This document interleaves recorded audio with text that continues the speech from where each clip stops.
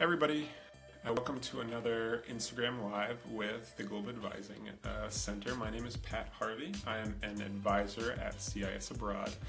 So my job is to work with students before they leave on their programs and help them decide on a program, a study abroad or intern abroad program that works for them. Today we'll be speaking with the Paris site director, Drasko. And he meets all the students over there and handles our overseas, all of our overseas stuff in Paris. So in just a moment, he'll be joining us, and we'll be able to ask him a few questions. Anybody tuning in, feel free to comment below with any questions for Drasko, and we can answer them the best we can. So bear with me for one moment. I'm going to see if I can add Drasko to the live session. Good afternoon from Paris. Hey, how's it going? Great, thank you. How are you? I'm good. Can you hear me all right? Yes, I hear you very well. What about me? No technical issues? Not yet. I'll deal with them if they come up, but you're coming in loud and clear, which is awesome. So I started out with just giving everybody joining in a little bit about who I am. Would you mind just briefly just telling the folks who you are and kind of like the history with CIS Abroad and what you do on site with for the students? Yes, of course. First of all, my name is Drasko and I am CIS Abroad site director in Paris. I'm from Serbia. I graduated from the Faculty of Law, University of Belgrade, where I also obtained my master's degree. I worked as a lawyer for almost 3 years in Belgrade. However, some 5 years ago, I decided to leave my comfort zone and to continue my studies abroad. I came to Paris, where I obtained a second master's degree in European Public Comparative Law from Sorbonne University, and now I work as a CS Abroad site director and a lecturer at several business schools here in Paris.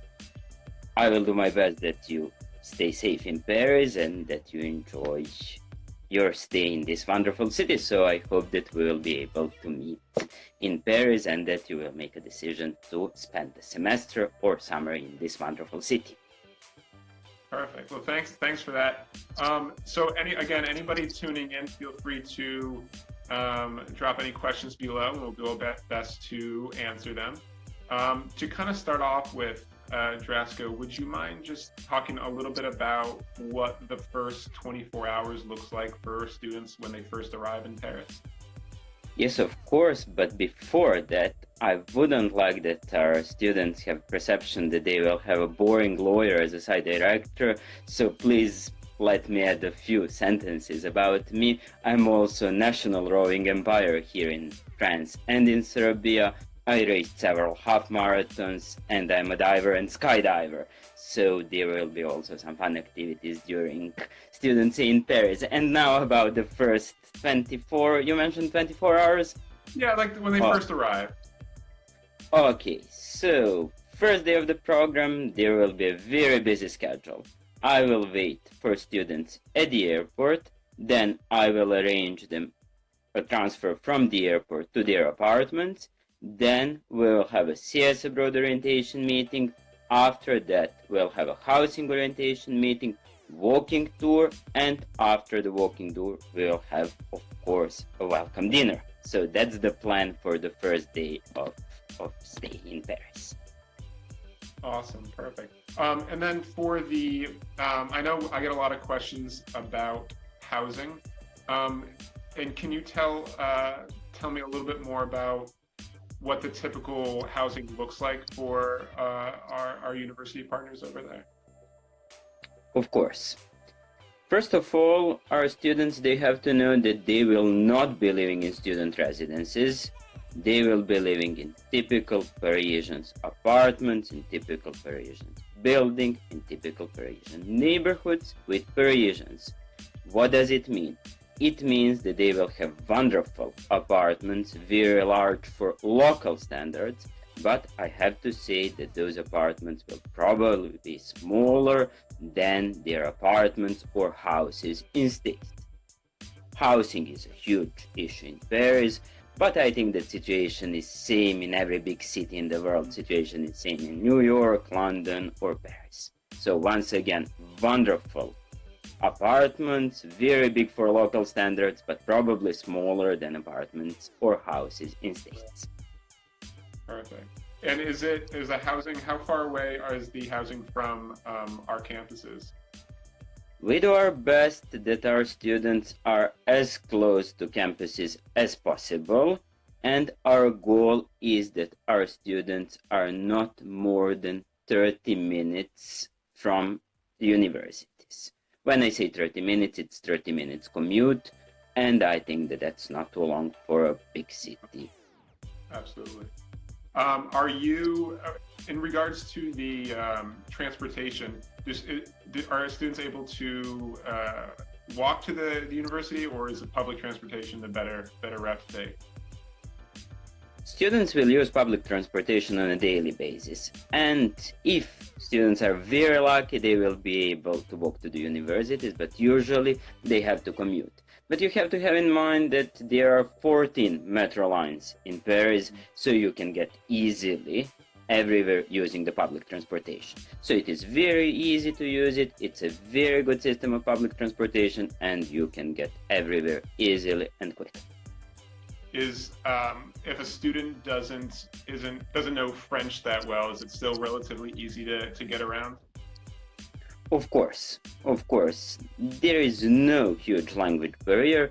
You just need to start a conversation with bonjour, and then you can switch to English and there will be no issues. Okay. So only bonjour and a smile and everything will be fine. Awesome, perfect.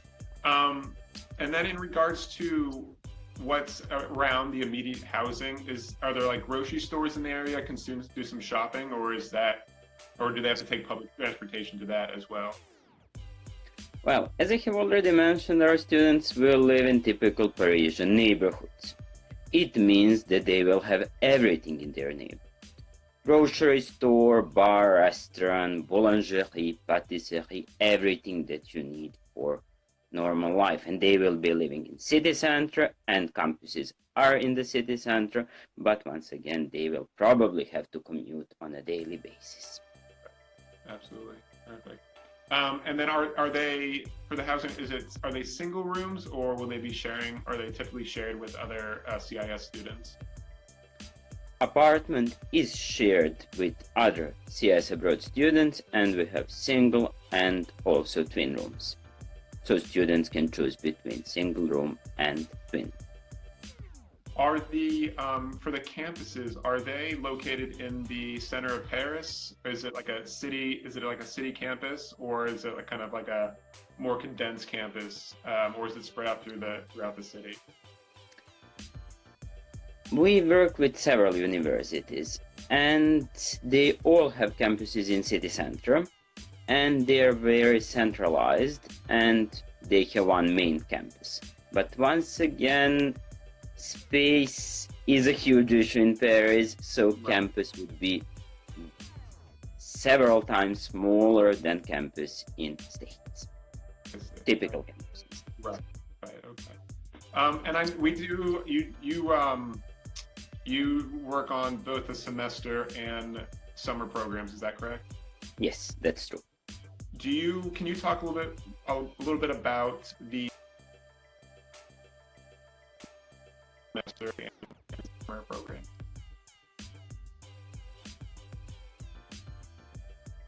Can you please repeat the question? Yeah. I had some technical issues and I didn't hear you well. I think we cut out real quick. Can you talk a little bit about the types of excursions you typically take students on for the semester and summer programs? Of course. When you come to Paris, we have to start with basics. So, we will visit Louvre Museum, Orsay Museum, Centre Pompidou. We will have a half-day trip to Versailles Palace. And after that, I will do my best to find some small museums or temporary exhibitions that students would not see or visit on their own. For example, last week we went to one small private museum of Impressionist art to see Mondrian exhibition. Next week we'll go to see Toulouse-Lautrec. exhibition in Grand Palais. In 3 weeks, we are going to see Leonardo da Vinci exhibition in Louvre. So, some basics like Orsay, Louvre, Centre Pompidou, Versailles, and then temporary exhibitions and some museums that students will not necessarily visit on their own. Okay, perfect. And are there any excursions outside of Paris that students are able to go on? Yes, of course. Thank you very much for that question, because I forgot to mention important thing, or the main thing, that is our 3-day trip to French Riviera.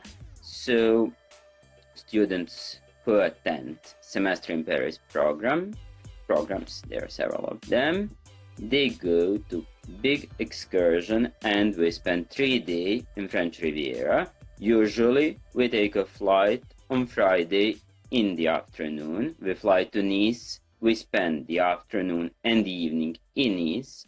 Then on the following day, we go to Monaco and we spend whole day in Monaco.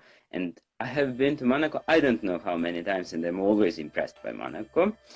And the 3rd day of our stay in French Riviera is reserved for some smaller coastal towns such as Antibes or Saint-Tropez or Cannes. It depends on the weather and wishes of our students. Perfect. Awesome. I mean, speaking of travel, are you outside of excursions? Is it easy for students to get around like throughout France? It is very easy to go throughout France and throughout Europe. France has one of the best railway networks in Europe, so you can get easily everywhere by train, and sometimes it is even faster than to fly to some destinations because they have very good high-speed trains. And in addition, there are so many low-cost companies that fly from Paris, so you can get everywhere easily.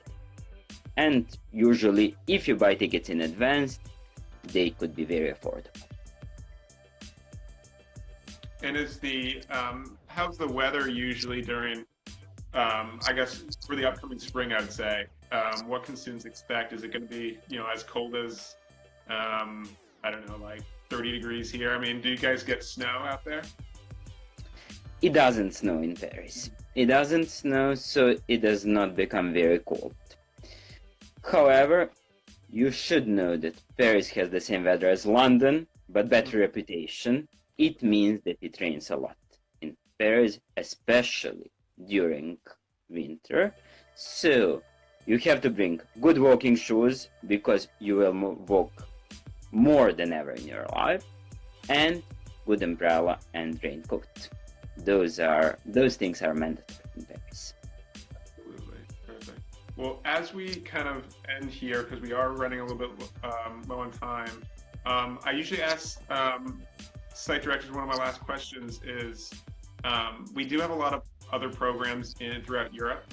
And could you talk a little bit about, what makes France and Paris in particular really special and a little bit different than some of the other locations that are out there in Europe? Of course, and there is a very easy reply to that question. What does it make it special? Paris make it special. This is a wonderful city. This is a half of a city and half a fairy tale. And let me tell you one thing.